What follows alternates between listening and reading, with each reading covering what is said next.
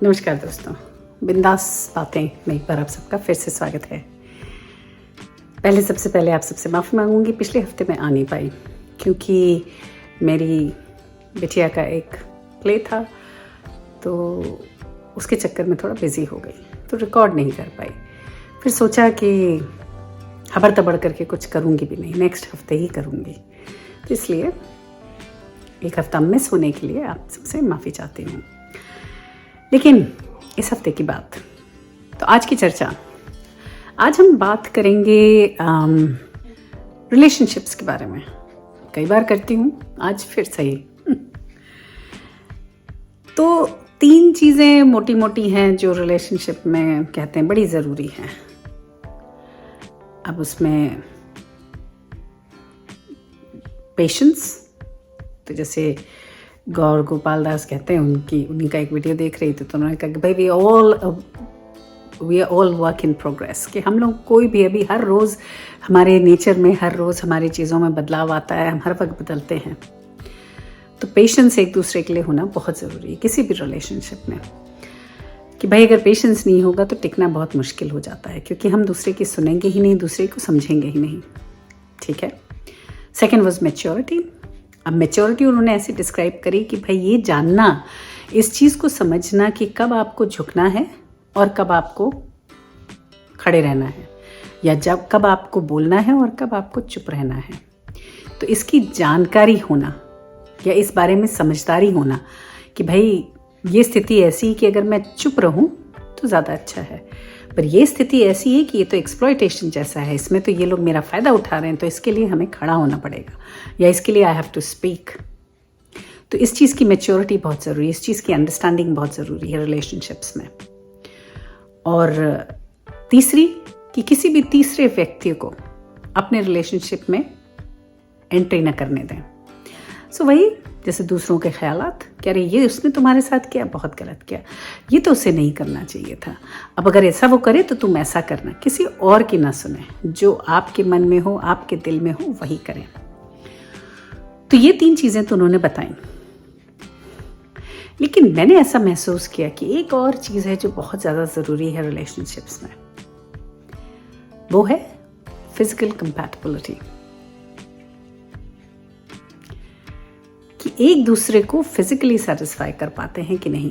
क्योंकि भाई देखिए, बाकी रिलेशंस की तो बात नहीं करते हैं, भाई भाई बहन और इन सब में, सारे रिलेशंस में कोई कॉम्प्लिकेशन आता क्यों नहीं है? क्योंकि मुझे ऐसा लगता है कि उसमें फिजिकल जो ट्रांजैक्शंस हैं वो नहीं होते, जो हस्बैंड वाइफ या गर्लफ्रेंड बॉयफ्रेंड या रिलेशनशिप्स में होते हैं, जो लव वाली रिलेशनशिप्स होती हैं, जो पार्टनरशिप वाली रिलेशनशिप्स होती हैं, जिसमें फिजिकल एस्पेक्ट भी होता है। मुझे लगता है इस फिजिकल एस्पेक्ट की वजह से बहुत सारी चीज़ें बदल जाती हैं और ये रिश्ते कॉम्प्लेक्स हो जाते हैं। तो मुझे लगता है ये भी बहुत ज़रूरी है। तो इसी बारे में मैं सोच रही थी। फिर ये क्या हुआ, नेटफ्लिक्स में वो आया, क्या कहते हैं, लस्ट स्टोरीज करके ना, जो सेकंड लस्ट स्टोरीज, फर्स्ट वाली मुझे बेटर लगी थी, बहरहाल सेकंड वाली, उसमें जो फर्स्ट या सेकंड स्टोरी जिसमें नीना गुप्ता है, दादी बनी हैं, और दिखाते हैं कि भाई उनकी जो पोती है, और पोती की मतलब शादी तय हो रही है। तो नीना गुप्ता आती हैं, व्हील चेयर में हैं, आती हैं अंदर और सबसे पहले एक बम फोड़ देती हैं, ये पूछ लेती हैं कि भाई आप लोगों ने सेक्स किया है कि नहीं, और पब्लिक एकदम शॉक्ड हो जाती है, सब शॉक्ड हो जाते हैं, यहाँ तक कि जो उनकी पार्टनर है, लड़की का पार्टनर है, वो भी थोड़ा झटके में, सब झटके में आ जाते हैं।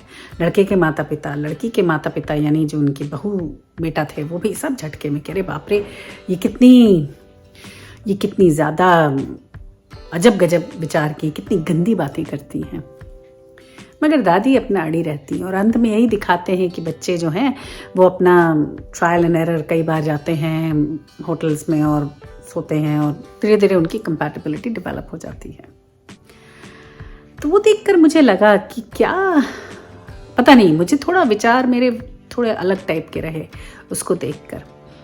क्योंकि अगेन, अगर आप सिर्फ इसलिए लोगों के साथ वक्त बिता रहे हो, अगर आपके शरीर की ज़रूरत है तो अलग बात है। ये नहीं कहती हूँ कि शादी से पहले या कितनी बार सेक्स ज़रूरी कि नहीं ज़रूरी, कि अच्छा है कि बुरा है कि गलत है कि सही है, वो सब नहीं, वो इंडिविजुअल के ऊपर है। लेकिन मुझे ये विचित्र लगा कि अगर किसी के साथ बाकी चीज़ों में सब कंपैटिबिलिटी है तो ये एक फैक्टर ऐसा क्यों है कि जिसको, ये एक फैक्टर मुझे ऐसा लगता है कि इसको ट्राई करने की ज़रूरत नहीं है। जो उस स्टोरी में ये दिखाया गया कि इसको तो ट्राई करना ही चाहिए क्योंकि इसके बगैर तो जीवन मुश्किल है। हो सकता है कुछ हद तक, क्योंकि अगर व्यक्ति को पता नहीं है, मुझे ऐसा लगता है कि इस एस्पेक्ट को या इसमें कंपैटिबिलिटी लाने के लिए हमें दूसरे को जानने से ज़्यादा ज़रूरी है अपने आप को जानना। क्योंकि जो बाकी पॉइंट्स हैं कि सामने वाला आपकी रिस्पेक्ट करता है कि नहीं, या सामने वाले के साथ आप बात कर सकते हो कि नहीं, क्योंकि कितने रिलेशंस होते हैं कि जो अलग अलग सब ठीक है लेकिन घर में आके एक दूसरे से बात भी नहीं करते हैं।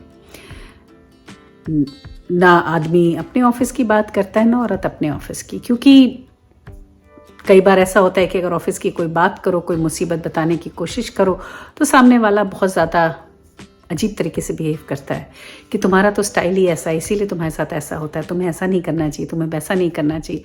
तो कई बार आदमी अपने अपने घोंसले में घुसे रहते हैं, अपने अपने रिजर्व सेक्शंस में, कि डिस्कस नहीं करते, कुछ शेयर नहीं करते हैं घर में आके वापस। कई बार ऐसा भी होता है कि टीवी देखने में भी लोगों की पसंदें इतनी अलग होती हैं कि साथ बैठ के टीवी तक नहीं देख पाते। तो वो मुझे लगता है वो ज़्यादा ज़रूरी है कि आप साथ बैठ सको एक दूसरे के साथ। बाकी चीज़ें मुझे लगता है we can always work on. Sex is one of it, unless the partner is an asexual, कि उसको सेक्स चाहिए ही नहीं है और उसे पता ही नहीं और शादी करके बैठ जाता है, फिर परेशानी दूसरी, वो दूसरी बात है।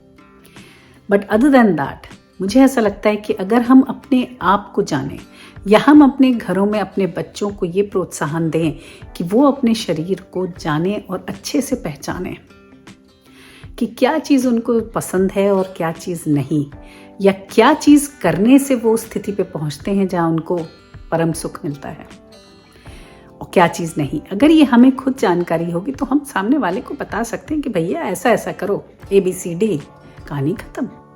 और वो जो खुशी है वो दोनों पार्टनर्स को मिल जाएगी।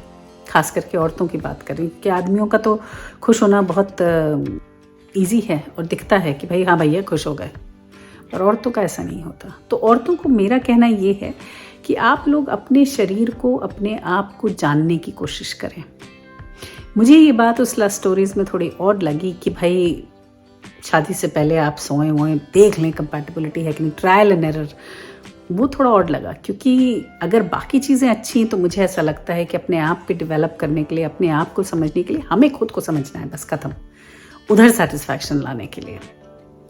तो नहीं होता कि जैसे लोगों के शादी से पहले नहीं होता कि भैया अपने घरों में खाना बनाना सीख लो, तुम ये करना सीख लो, तुम वो करना सीख लो, भाई ऐसे घर में जा रही हो तो तुमको ये चीज़ आनी चाहिए, या जो भी चीज़ें आप अपने ट्रेनिंग में डालते हो, या कि भाई बेकिंग है और ये और वो। लड़के भी, दोनों को कह रही हूँ कि लड़के लड़कियाँ जो भी ट्रेनिंग सोचते हैं कि शादी से पहले होनी चाहिए, तो मुझे लगता है ये भी एक ट्रेनिंग होनी चाहिए कि आप रिलेशनशिप में उतरने वाले हैं तो भैया प्लीज़ अपने आप को अच्छे से जान लें कि क्या चीज़ आपको पसंद है और क्या चीज़ आपको करना पसंद है, या कैसे आपको परम सुख मिलता है।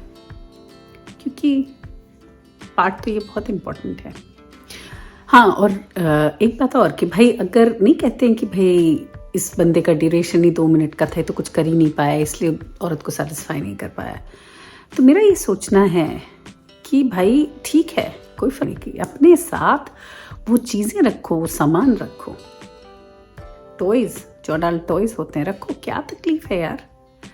अल्टीमेटली परम सुख पहुंचाना है सामने वाले को और एक दूसरे को, तो उसका तरीका क्या है उससे कोई फर्क नहीं पड़ता, औजार क्या है कोई फर्क नहीं पड़ता, पर उस जगह पहुंचने के लिए इतना ओपन माइंड होना चाहिए सबके पास, तो जीवन थोड़ा सरल हो जाएगा लोगों का।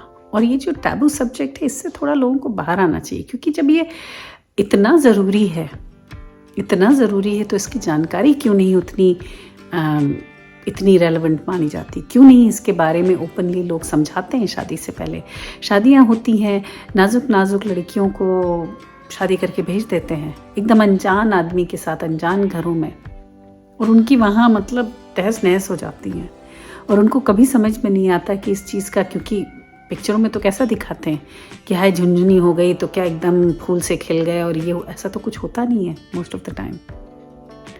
तो लड़कियों को तो कभी समझ ही नहीं आता ये हुआ क्या, और जो इतनी हाइप्ड चीज़ थी वो इतनी घटिया कैसे हो सकती है, और फिर वो उस चीज़ को अवॉइड करने लगती हैं, और अवॉइड टू द एक्सटेंट कि फिर वो कई बार रिलेशन से नहीं पढ़ पाते, जब इंजॉय नहीं करती।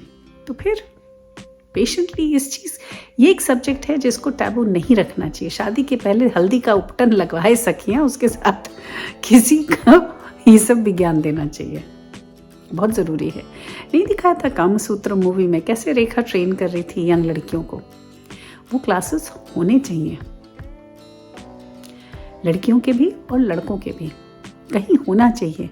किसी को जानकारी ये डाउनलोड करना चाहिए कि क्या होता है शादी के बाद, क्या करना चाहिए, क्या सही है, किस तरह से, क्या किताबें होनी चाहिए, छुप छुप के नहीं, ओपनली। पता नहीं इसको इतना छीछी क्यों बनाया हुआ है सब्जेक्ट को। मेरे विचार तो ऐसे ही हैं। मेरे हिसाब से 4 चीज़ें हो गई रिलेशनशिप में। पेशेंस तो है ही, मैच्योरिटी है, थर्ड पर्सन की एंट्री नहीं, किसी को अपने बीच में आने ना दें, और चौथा और बहुत ज़रूरी, अपने आप को जानें शारीरिक तरीके से कि आपको क्या पसंद है, कैसे पसंद है और क्या करके पसंद है। बस आज मैंने सोचा इसी बारे में बात कर ली जाए। बताइएगा आप लोगों का क्या विचार है, क्या आपको भी ऐसा लगता है कि जो मैं बोल रही हूँ वो सत्य है, या आपके विचार कुछ अलग हैं? जो अलग हैं तो प्लीज़ शेयर करें, बताएं कि आप क्या सोचते हैं, और जो अगर लगे आप रिलेट करें मेरी बात से तो लाइक और शेयर करें टॉपिक को, मेरे वीडियो को, है ना। चलिए आज के लिए सिर्फ इतना ही। अगले हफ्ते फिर मिलेंगे किसी और बात, किसी और चर्चा के साथ। तब तक के लिए आप देखते रहिए बिंदास बातें। Bye bye, Siya.